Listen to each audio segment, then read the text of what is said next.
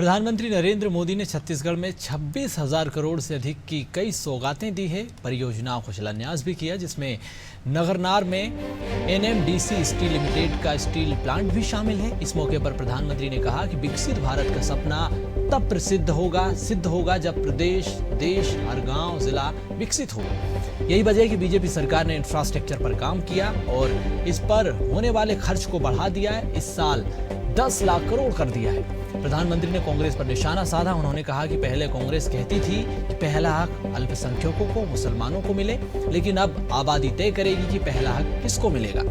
प्रधानमंत्री ने छत्तीसगढ़ के जगदलपुर से बिहार में हुई जातिगत जनगणना पर निशाना साधा। उन्होंने कहा कि मेरे लिए सबसे बड़ी जाति गरीब है, किसान है, मजदूर है। उन्होंने कहा कि कांग्रेस और विपक्ष हिंदुओं और देश को जाति के आधार पर बांटने का काम कर रही है, लेकिन मेरे लिए देश में सबसे बड़ी जाति गरीब है, किसान है।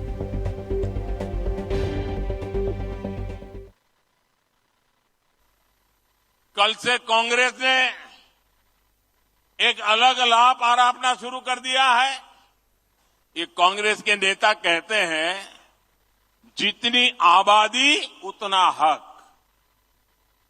मैं कहता हूं इस देश में अगर सबसे बड़ी कोई आबादी है तो वो आबादी गरीब है, और इसलिए मेरे लिए गरीब ही सबसे बड़ी आबादी है और गरीब का कल्याण यही मेरा मकसद है।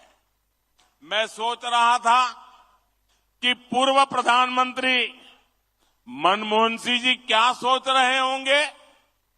भारत के पूर्व प्रधानमंत्री मनमोहन सिंह जी तो कहा करते थे कि देश के संसाधनों पर पहला हक माइनॉरिटी का है, अल्पसंख्यकों का है, और उसमें भी मुसलमानों का है। अब कांग्रेस कह रही है कि आबादी तय करेगी कि पहला हक किसका होगा। यानी क्या अब अल्पसंख्यकों का हक कांग्रेस कम करना चाहती है क्या?